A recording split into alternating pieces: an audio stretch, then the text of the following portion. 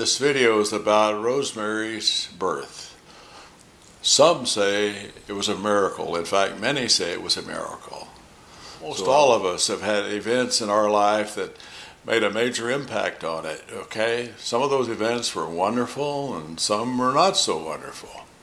So I have a story to share with you about an event that took place in my life.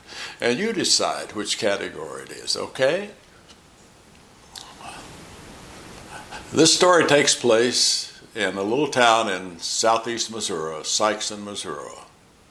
And it started in August of 1949 when I was a management trainee in a small variety store, and my manager was also the regional manager.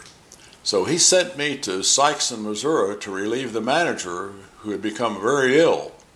And I was to stay there and take care of the store until he returned. Well, unfortunately, he never returned.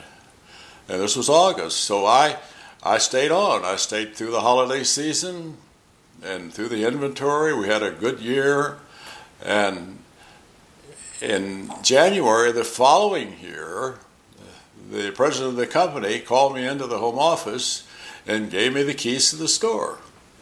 So now, my lovely wife, we've been married less than a year, Martha Francis, we called her, a wonderful gal, a beautiful little 5'2", 200-pound dynamo. So now we were off to Sikeston, Missouri, just the two of us. We had no family there. And up there I met a contractor who was building a small home, and he offered to rent it to me. So we had a brand new home, a small place, about 1,200 square feet. But of course to us it was a castle, okay? So it was Martha and I, and a new home, and a great job, and just a great life. It was just a lovely time. Now, like every red-blooded American couple, we began thinking about expanding this family. Two wasn't enough. So we tried, and we were not successful for a few months, but then it happened. So now, fast forward to November of that year, and the baby was almost to term, ready to be delivered. And that night, Tuesday night, I was down at the store with some of my associates. We were working at this store, getting the store ready for the holiday season, which was coming up. And I got a phone call. And it was Martha. And she said, "Sweetheart, something terrible is happening." And then it was silent. Wow. Man, I jumped up, I told the folks, I'll see you later, and I rushed home. I barged in the front door, and there sat Martha in the chair, unconscious, the phone dangling, and she was having a massive convulsion, suffering from eclampsia. I was terrified. It was horrible. She was chewing and bleeding on her mouth, and it was just absolutely horrible. I was terrified. I didn't know what to do.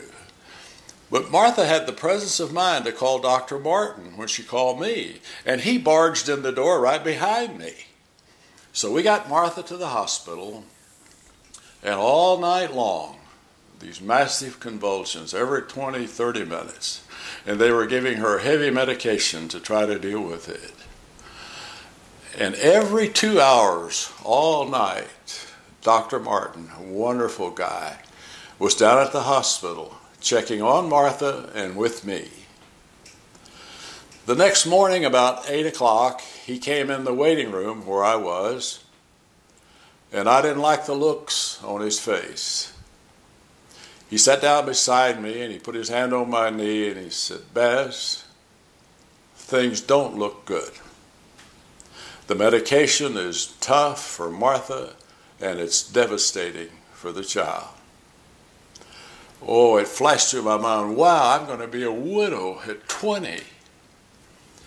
And he said to me, "Now I want you to know, Baz, we're doing everything we can to help her." And I teared up and I put my hands on his shoulder and I said, "Doctor, I know you're doing everything you can, okay? And in my heart, I know you and all the wonderful people here are doing everything you possibly can to save my family." But I said, you know, doctor, when I was 12 years old, I met a guy who could do more.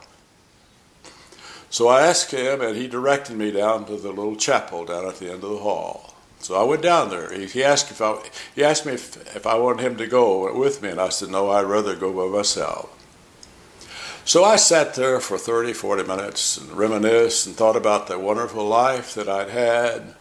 And I felt so sad because Martha was just hurting something terrible.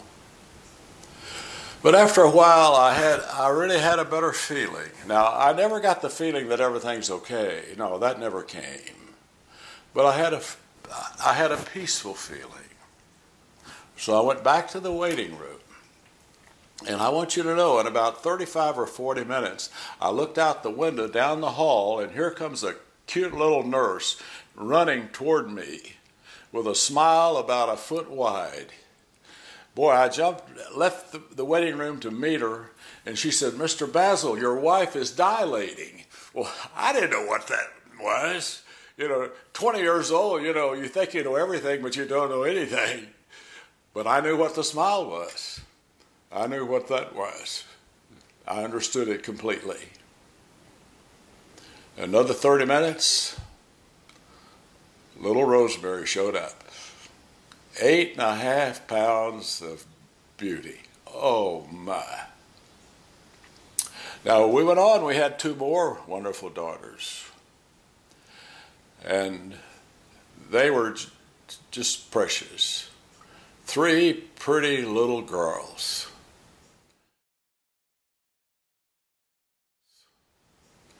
Now, you should know, I wasn't 24 years old when the 3rd one was born. So we grew up together. Well, no, they grew up. I never made it, and I probably never will. We had a great life. Now, Rosemary lives out of state. She has a wonderful family, and has had a great life herself. Now, I want you to know that November night in 1950, at the Missouri Delta Community Hospital in Sikeston, Missouri, a 20-year-old kid became a man. And I've had a wonderful life. Very few could equal it. And I thank the Lord for it every day.